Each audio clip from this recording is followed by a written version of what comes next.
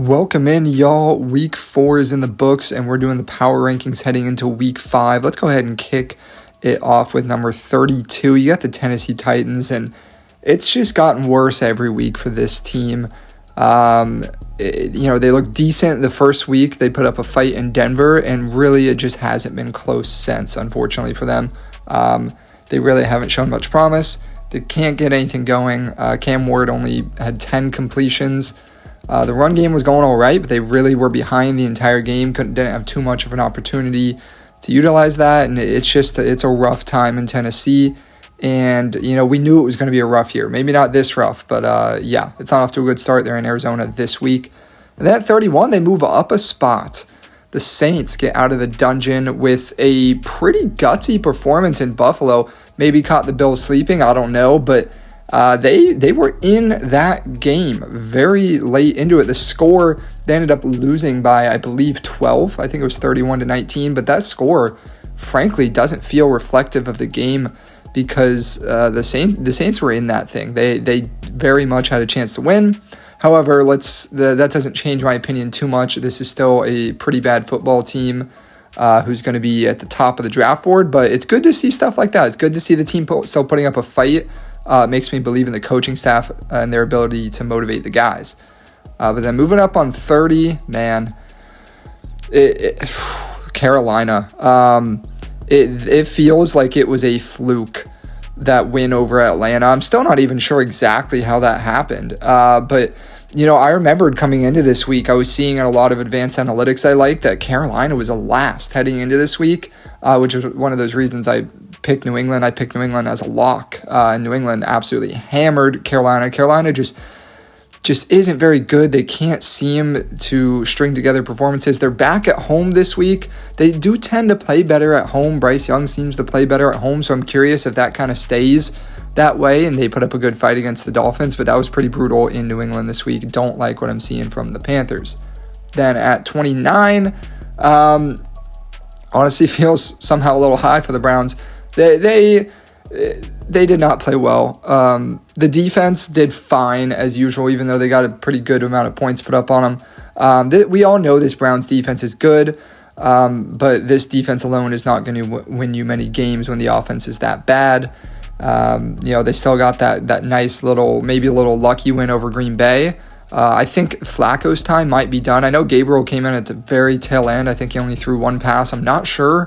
I haven't heard yet who's starting this week, but I think Flacco's time could be coming to an end there for Cleveland.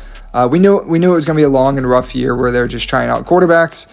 1-3 towards the bottom. Then moving up to 28th, the Jets. They're 0-4, but I'm telling you, this team is not horrible.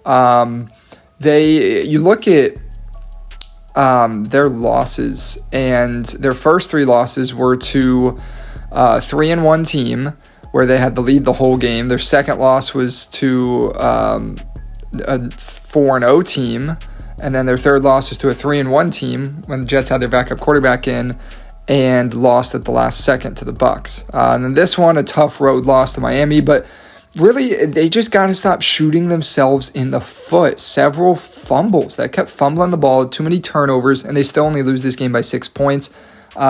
The defense is concerning for the Jets. It's not played well thus far, but the offense seems to look very good, especially with Justin Fields. The 2 full games he's played, he's looked phenomenal in my opinion. So maybe they have something there. We'll see. They get home against Dallas this week. I think that's going to be kind of an interesting game there between the two teams. Two teams with a little questionable defenses. Could be maybe a shootout. That could be a lot of fun. Then moving on to 27, you have the Raiders. And, it just felt like kind of a steady decline after that week 1 win over New England. They just haven't impressed. They lost at home to the Bears this week. I know the Bears are kind of coming into themselves a little bit, but those are games you can't lose if you want to be a truly competitive team, which we kind of figured the Raiders wouldn't be, but, they had their chance, and they're just not looking great. They're subpar, but they should be in most games. Don't expect too many blowouts, but yeah, just not a great team. They find themselves here towards the bottom. And then at 26, it's the Dolphins. And boy, I had a tough time placing them. I wouldn't blame you if you had them in the last couple. But, I think they're kind of coming together a little bit, I guess, which I did not expect. But last week they put up a really good fight in Buffalo. That game was very close in the fourth quarter. And then they would get a home win against the Jets team that is at least offensively played very well. Nothing on the stats jump out on the page to you from the Dolphins, but they got the win. And I think they're trending upwards. I think they'll even out a bit. I think they'll maybe end up, with 5 or 6 wins, not true basement. They're still not a great team, but they seem to be playing a little better there in Miami. And then in 25th, see, this is another one I wasn't sure where to place. It's the Bengals. 2-2, but 0-2 since losing Burrow. It's really just been a drop. They got blown out both weeks now. This last night was a little less of a blowout, but it wasn't close, I guess. 28-3 is kind of a blowout, but it does not look good for Cincinnati this season. I think it's going to be another lost season due to Burrow injury, and boy, how many of those can you take? Burrow is one of the best QBs in the league, but if you can't stay on the field, conversations might start to be had there. I don't know what to think, but that's a lot of money is going to be spent on a guy who's missing most games, it feels like. So tough times in Cincinnati. They're playing Detroit this week, so they might continue to fall down these rankings. And then moving up to 24, a nice little jump for the New York Giants. Great win for them. Jackson Dart's first game. None of the stat lines jumped off the paper to you, but I thought he looked good for a rookie in his first game against a very good defense. I thought he looked good. He did some nice things, and ultimately they got the win, and that's what matters. Chargers didn't play well, but I think the Giants defense is solid, it seems. And, maybe Dart is that little spark they need to win a couple games. They have a chance to go win another one this week. They're in New Orleans, one of the worst teams in the league, and someone's got to win that game, so why not them? We'll see. But yeah, trending upwards for the Giants. And then 23rd, trending downwards, it's the Arizona Cardinals. They really laid an egg on Thursday night. They put up a fight late, and they just about sent that thing to overtime. But really, for most of the game, if you watched it, that was the Seahawks game. The Seahawks outplayed Arizona in basically every facet of that game. Cardinals did not look great. And like I said, they came on the end, but they had too many sloppy mistakes, just couldn't get the offense going. Didn't love what I saw from Arizona, and now you're looking at a team that's 2-2 with their 2 wins against 2 teams that are in bottom 3 of my rankings. So not much impressive from Arizona, and this week they get actually the 32nd team in my rankings. So a win there wouldn't be impressive either. I want to see Arizona start beating some good teams when they finally do face them. Then at 22nd, it's the Cowboys. Man, what a weird game. It ends in a tie against the Packers. They had a chance to win it, just couldn't quite get it done. But the Cowboys, especially at home, the offense just seems to be electric. But it was shut down on the road against the Bears, and it was shut down in the second half of that Eagles game. So I'm curious this week. They're on the road in New York, and it's actually New York Jets they're on the road against. Does the trend continue? Do they struggle a bit on the road, or do they kind of light up what has been a struggling Jets defense? We'll see. But the Cowboys, I think, they're gonna have a lot of fun games to watch this year with the way their games have been going. But I don't think they're going to be one of those teams that's competing towards the top. They might still be in that playoff race towards the end if they can start pulling out some of these games. We'll see. But yeah, with a defense as bad as the Cowboys has been, you can only win so many games. Then moving up to 21st, it's the Atlanta Falcons. They got a nice win, and that was one of those, I had them on my must-win list. Like, you got to win that game. You're at home against the backup quarterback, and they get the job done. It wasn't super easy, but they were ahead pretty much the entire game, and they did what I think they should have against the team with the backup quarterback, like the Commanders. So good win there for the Falcons. The last time they played a starter, though, they lost 30-0. So, I want to see more from them going forward. They have a bye this week, and then they're home on Monday Night Football against the Bills. That'll be a fun one. A Bills team that has showed some weakness these last couple weeks. So maybe a chance for the Falcons. If the Falcons can win that one, they have my respect. But that's going to be a tough home game. But it's good they're coming out of a bye for it. Plenty of time to rest up and prepare. Then moving on up to 20, it's the Texans. And 1-3. Is this high for 1-3 team? I don't know. But I just want to take a second. You look at who they lost to. They lost by less than a score, or they lost by 1 score to the Rams, a very good 3-1 team. They lost by 1 score to the Bucks, a very good 3-1 team. And they lost by 1 score to the Jaguars, a good 3-1 team. So, I don't want to put the Texans too far down, especially when they finally played a weaker opponent. And they didn't look perfect, but they got the win, and they got it in commanding fashion, really, at least on the scoreboard. The defense played exactly how I expected them to, really shut down the Titans. And yeah, I think that the Texans definitely have a chance to climb back into this thing as the weeks progress and they get maybe a bit lighter of a schedule. So we'll see how things pan out there. And then at number 19, it's the New England Patriots. What a performance by the Pats at home against the Panthers. They really just laid into them right from the get-go. Pats looked great. This team is a few fumbles away from being 3-1. I mean, if they didn't hand the ball to the Steelers every single play 2 weeks ago, they could very well be 3-1 right now. So Patriots trending upwards. They got to keep it up. They have a big test this week. They're heading to Buffalo for Sunday Night Football. Bills have showed a little weakness here. Can the Pats pounce on them and take advantage there? We will see. And then number 18, a team that just cannot decide who they are. It's the Minnesota Vikings. They lose 22-6 at home on Sunday night. They look horrible with J.J. McCarthy.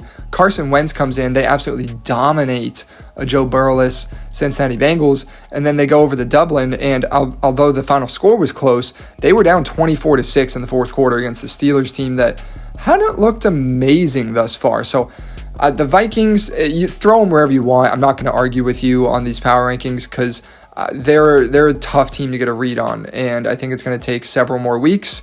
Or they're just going to be a team that is bipolar and every week is going to switch it up. So we'll see there.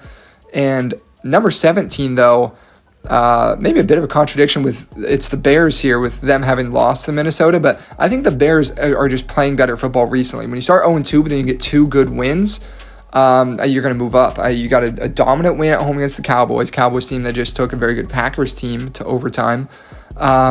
You go and get a road win in Vegas, which that's no easy task anymore. Vegas is now a competent team with the changes they made this offseason. So I like what I'm seeing from Chicago. They need to keep it up. We'll see if they can. They have a nice little bye week this week.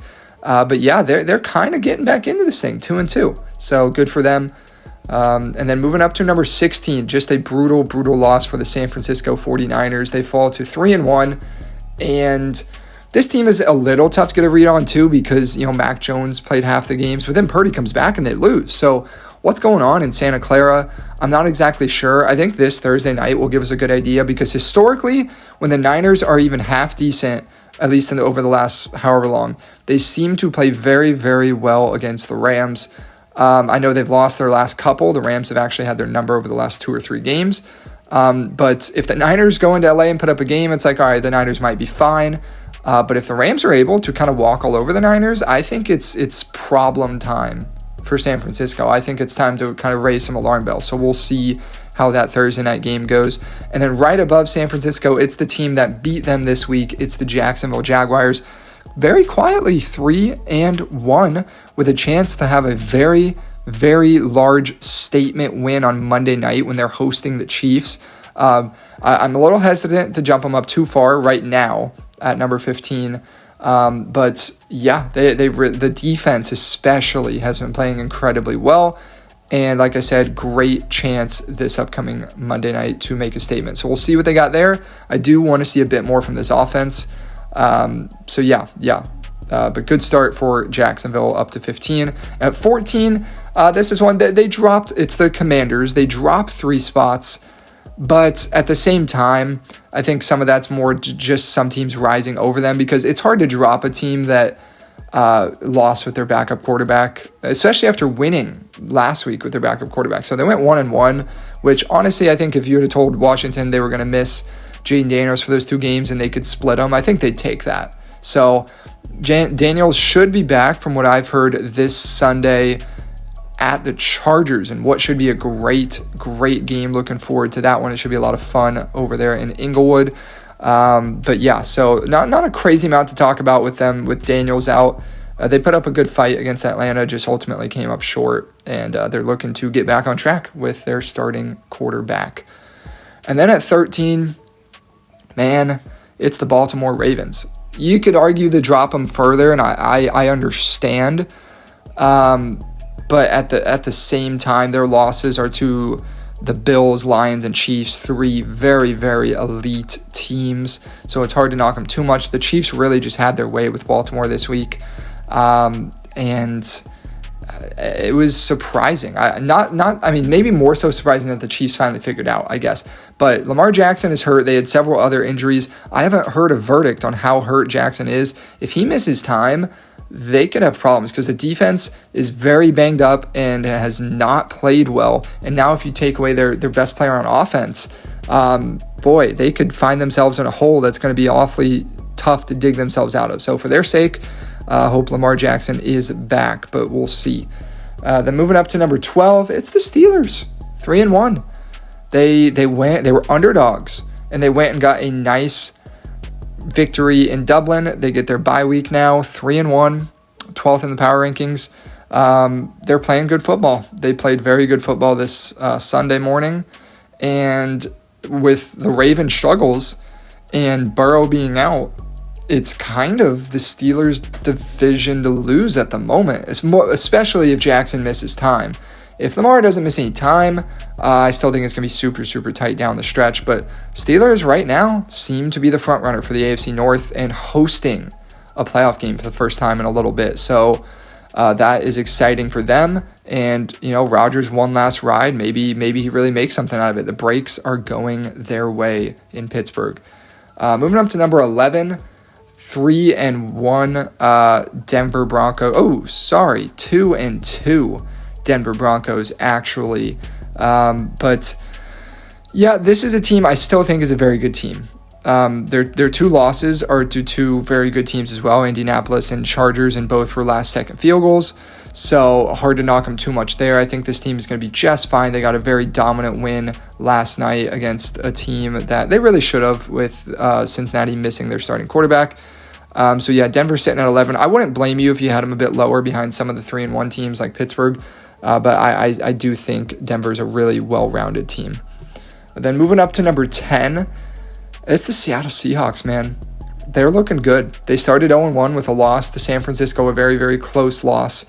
And then they've rattled off 3 straight wins, and the most recent of which was one of the most impressive. They went on the road on a short week in Arizona, and they kind of dominated. The game came down to the last second. It took a long field goal at the buzzer to win the game. But just the eye test, Seattle played very, very well. Their defense looks to be the real deal, and they have another test this week. Tampa Bay comes to Seattle, 3.5-point favorites. Look at that. So very impressive for them. And if they can win this one, I think it'd be an even bigger statement. If you can beat Tampa Bay here, you move to 4-1. The talks can get real about Seattle. The talks could absolutely get real. So I like what they're doing there so far, and they got to keep it up. But now moving up to number 9, we have the Indianapolis Colts. And you might be surprised to see me not drop them after their first loss. But really, I think they played very well, given the situation. They're 3-0, and people are still asking them to prove themselves. They go on the road against one of the better teams in football, and they put up a phenomenal fight. They shot themselves in the foot a few too many times this game. The 2 Daniel Jones interceptions weren't great, but really it was the touchback fumble on the big 80-something yard play by Mitchell. That cost them kind of the game. It's one of those, I still feel like the Rams would have found a way to pull it out, but that just really put the Colts in a tough spot there. But all around, they have played very, very well this season. They've done what they're supposed to. They've beaten a good Broncos team at home. I still believe in the Colts. I don't want to drop them too far. I want to give them their respect that they've earned through 3 weeks. And I think they're going to sit right here at 9 after a very close loss to a very good team. But now at number 8, we have the Los Angeles Chargers. And that was just a very, very tough loss. Going on the road against a rookie quarterback on a team that has not played that great this season. You can't lose that game. You're 3-0. You have a gifted opportunity to move to 4-0 and really be in charge of this AFC West division, and they just couldn't do it, and that's just a missed opportunity. It's not the sky's falling. Those early games for West Coast teams can sometimes be tough, but you need to rebound this week home against Washington. That's a very good Washington team coming into LA, and it's going to be a great test for the Chargers, but I still think they played very, very well in their wins this season, and 1 week I don't want to drop them any further than 8 because I think they've played quite well. I think they're a very good team, and I think they'll kind of right the ship there. But that was kind of an ugly loss in East Rutherford there against the Giants. And then coming in at number 7, though, another team that lost. Another team handed their first loss actually this week. It was the Tampa Bay Buccaneers, and again, I can't punish them too much for that loss. Only dropping them down 1 spot. The Tampa Bay definitely has some injuries going on, and they put up a decent fight against Philly. The final score was closer than the game, to be fair.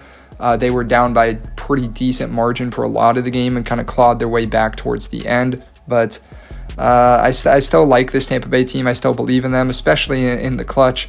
So we'll see. They have a big test coming against Seattle this week on the road in Seattle. If they lose that one, drop to 3-2.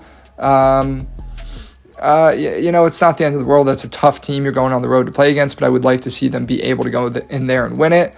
And I think that's a big one for both of those teams, actually. 2-3-1 teams. 2-3-1 teams that everyone isn't completely sold on yet. So it would be nice to see which one comes out with that win.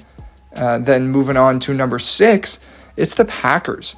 They blew an opportunity to snag a much-needed win coming off that Browns loss. They tie with the Cowboys in what was an amazing game, but that is a difficult outcome to come out of there with. You put up 40 points and you tie, but you gave up 40 points. That can't be happening with how good this Green Bay defense is supposed to be. So tough one to come out of there. They get a little rest, and 2-1-1. They are now behind Detroit for the division. So just like that week 1 victory over the Lions seems like a distant memory as the Packers are now trying to claw their way back from a loss and a tie. So would like to see more consistent play from the Pack.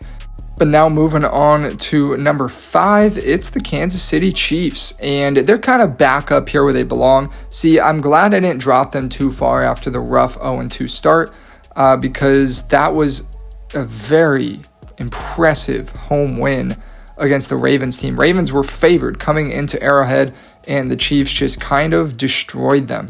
They dominated throughout almost the entire game and looked like the Chiefs team we've known over the last, almost a decade now. So, good stuff from the Chiefs to bounce back. They still have their question marks. I'm not just going to act like they're completely back. We still got to see. I think this is an interesting test on the road in Jacksonville on Monday night. That's not an easy one. The way Jacksonville's been playing this year. So, we'll see if Kansas City, if they can really build off it, they'll go into Jacksonville and they will win. But if their struggles continue and they really aren't the same team, then they could lose that one in Jacksonville. So very interesting one there. I think we'll learn a good amount about the Chiefs in that one. But then at number 4, we have a team that it's the Lions. We have a team that had a brutal week 1, and it looked like, oh man, the coordinator loss is going to be kind of a big deal. This isn't going to be the Lions' year. And then they decided to change that up, and they have been pretty dominant since that game. They have played incredibly good football. They look like the elite Lions team we've known from the last couple years, and I think there's no reason to write this team off as a Super Bowl contender once again. I have them 4 in these power rankings. You could have them even higher, and I would not blame you.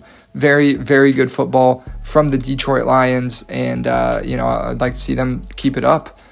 But then coming in at number 3, we have the Los Angeles Rams, a team that's 3-1 and is a blocked field goal away from being 4-0. I think they did what they needed to do. They came home and they scrapped against a very, very good Colts team, and they got the win to move to 3-1 on the year.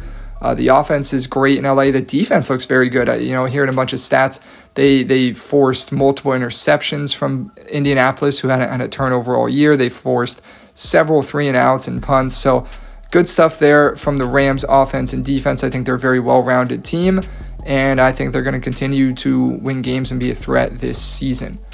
Then moving on to number 2, we have a team that's dropping a spot. The Bills are 4-0, but I do not like what I've seen the last couple weeks from the Bills. The Dolphins and the Saints, 2 pretty bad teams, have come into Buffalo and given the Bills a game well into the fourth quarter. And that just can't happen if you're the Bills with how good you're supposed to be this year. It's entirely possible when you get a team that's so good and they're playing low-level opponents, you kind of lull yourself to sleep heading into the week. Maybe you don't take it as serious. I don't like that, though, because I don't like what that says about the culture there. But, concerning stuff from Buffalo. But at the same time, they're 4-0. So it's awesome to not play your best games and still win. And that's what they're doing there. So 4-0 for the Bills. And they have a test, I guess, at home against New England this Sunday night. They have to win that one. You can't, after struggling these last 2 weeks, you can't let New England come into your house and beat you there. So we'll see how that one goes. But then moving up to number 1, back to where they were to start the season, it's the Eagles. And this team, this was probably their best looking game.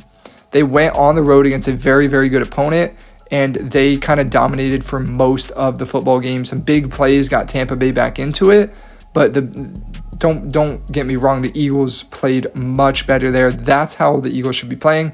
I know the passing game still isn't going crazy for Philly, but you know what? They're winning games against good teams, and they're gonna sit at number 1 here because the rest of the NFL has been kind of a mess this year. When we really look at it, what is going on in some of these games? I think week 3 was the craziest, but it's been a weird start. Usually I feel like there's more dominant teams up at the front, but really it's a mixed bag this year. It really could be anyone's year, and it's been a blast so far, and I'm looking forward to more fun football this week. I'll have my picks video out tomorrow as we get geared up for that Thursday night NFC West showdown, and then another great Sunday of football. So let me know what y'all think, and of course, where you disagree.